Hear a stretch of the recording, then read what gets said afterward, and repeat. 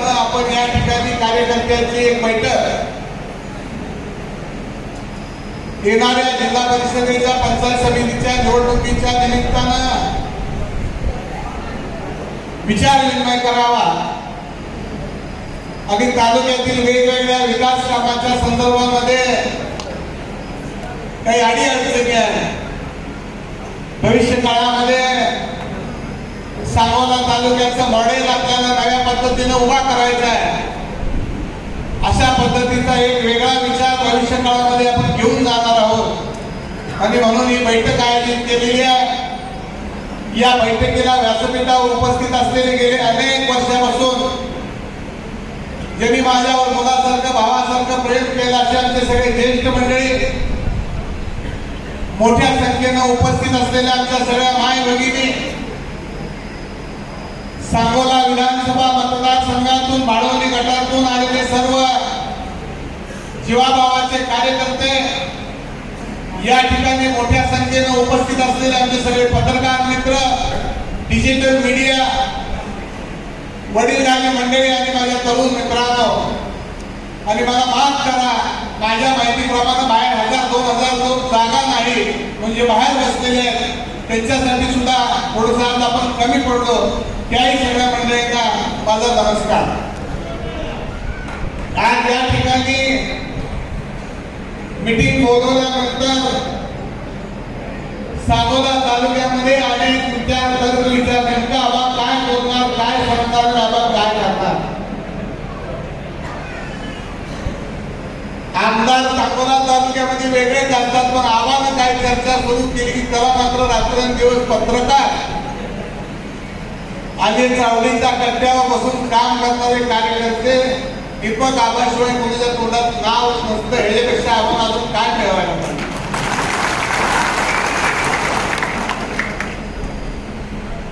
काय मंडळी अनेक वेळेला विचारतात 30-40 वर्षामध्ये दीपक आबानं काय केलं.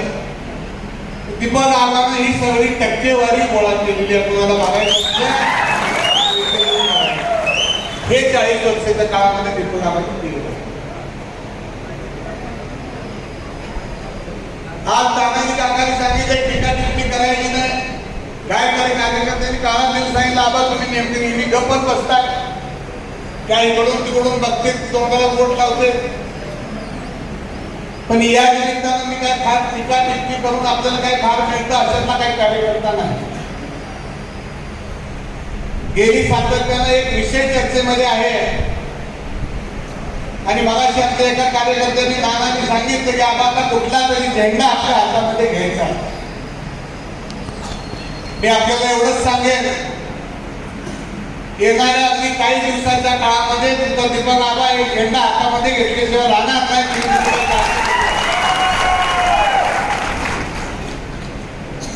अनेक मंडळींना वाटतं आबा आमदार व्हायला पाहिजे. हे सगळ्याच कार्यकर्त्यांच्या, माझ्या असेल, शेतकरी कामगार पक्षाचे असेल, बापूंचे असेल, प्रत्येक कार्यकर्त्याला वाटतं की आपला नेता आमदार असावा. हा निसर्गाचा नियम आहे. पण मी ज्यावेळेला एकांतात बसतो त्यावेळेला विचार करतो.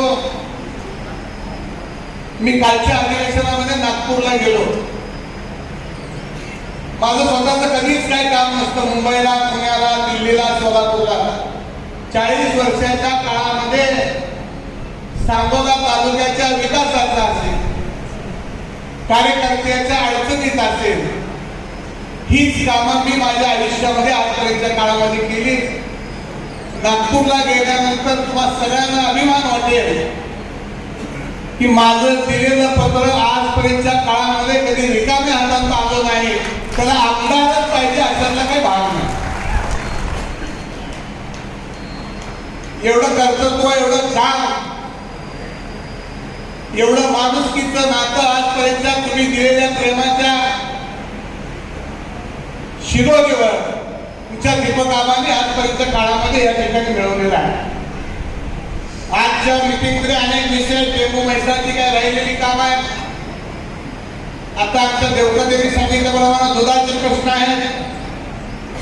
तानाजी काकांनी सांगितलं कारखानी ग्रॅमचारचा प्रश्न हातामध्ये घेतला, ती कामं अपुरी आहेत. अनेक ठिकाणी निश्चित रोज सकाळी आणि संध्याकाळी दुधाच्या वेळेला लाईट जाते, पाहिजे तेवढ्या क्षमतेनं अजून सांगोला तालुक्यामध्ये लाईट मिळत नाही. बरीचशी शेतकऱ्यांची असतील अडीअडचणीची कामं आपली शिल्लक राहिलेली आहेत. सांगोला तालुक्यामध्ये आपल्या तरुणांच्या हाताला काम मिळेल असं मोठी MIDC आपल्याकडे अजून तयार झालेली नाही. संपूर्ण हिंदुस्थानातील लोक आपल्या सांगोला तालुक्यामध्ये येतात आणि ते रोजगार करतात आणि ते इथे जमिनी घ्यायला लागलेले आहेत. अशा प्रकारची आपली सांगोल्याची भूमी असताना माझ्या तालुक्यातल्या तरुणांच्या हाताला काम मिळत नाही ही एक खंत असलेला मी कार्यकर्ता. मला नेहमी मनावर त्यामुळे वाटतं सांगोला तालुक्यामध्ये आपली 5 स्टार एखादी MIDC असावी, एखादं मल्टी स्पेशालिटीचं हॉस्पिटल मोठं असावं. माझ्या दिवसभराच्या काळामध्ये 100 लोक 500 लोक मला भेटली तर त्यातल्या 80% लोकांसाठी मला मिरज असेल, सोलापूर असेल, पुण्यात असेल दवाखान्यामध्ये फोन करावा लागतो. त्यावेळेला मी विचार करतो की ह्या सगळ्या सोयी माझ्या तालुक्यामध्ये का नाही. यापेक्षा दुसरा कुठलाही विचार माझ्याकडे आजपर्यंत काळामध्ये माझ्या डोक्यात नाही. आणि हे सगळं करायसाठी हा राजकारणाचा प्रपंच कैलासवासी काकांनी केला, काकींनी केला आणि त्यानंतरच्या काळामध्ये मी असलेला ते मला पैसे आपल्या सगळ्यांच्या आशीर्वादाने या ठिकाणी हे काम आम्ही आज त्यांच्या काळामध्ये करायचं ठरवलं आहे. कार्यकर्त्यांनी आपल्या अनेक भावना या ठिकाणी व्यक्त केल्या. राजकारणामध्ये काम करत असताना थोडासा स्वभाव माझा आपल्या सगळ्यांनाच माहित आहे. त्यामुळे आजपर्यंतच्या काळामध्ये आमच्या मोठ्या बहिणीची चिठ्ठी आलेली आहे. तू पहिल्यांदा सगळ्यांच्या पुढे माफी माग की आजपर्यंत माझ्या काही बोलून कार्यकर्त्यांना काही चुकीचं केलं असेल तर त्याला त्यांनी फार मोठं मनावर घेऊ नये म्हणून आमच्या चालुताची चिठ्ठी आली आहे. मला सासूला फार आहे. त्याच्यामुळे मी आमच्या चालुताचं ऐकून माझ्याकडनं काही चुकून काही गेला असतं तर मी कार्यकर्त्यांची माफी मागतो. कारण माझ्यासाठी नसते कोणतं बसलेलं असते कुणीतरी. आता तुम्ही मला सांगा मी म्हणजे आजारी पडलो, सगळ्यांनाच माहिती आहे. मी 40 वर्षामध्ये निघाले पत्रकार एक इंजेक्शन औषधाची गोळी कधी घेतली नाही आणि मागच्या आठवड्यामध्ये आजारी पडलो आई मिळत गेली इलेक्शन मध्ये. सगळे डॉक्टर सगळ्या तपासण्या झाल्या, इनामदार डॉक्टर झाले, जामोद तालुक्याचे झाले, पुण्याचे झाले आणि सगळ्यांनी सांगितलं तुम्हाला 2च गोष्टीची गरज आहे, 6 तासाची झोप आणि 8 तास मोबाईल बंद. आता मी काय करायला पाहिजे तेवढं तुम्ही सांगा. तर पत्रकार मंडळी आहे तुम्ही माझं लपून काय ठेवत नाही. मला आज पण काय आजार नाही.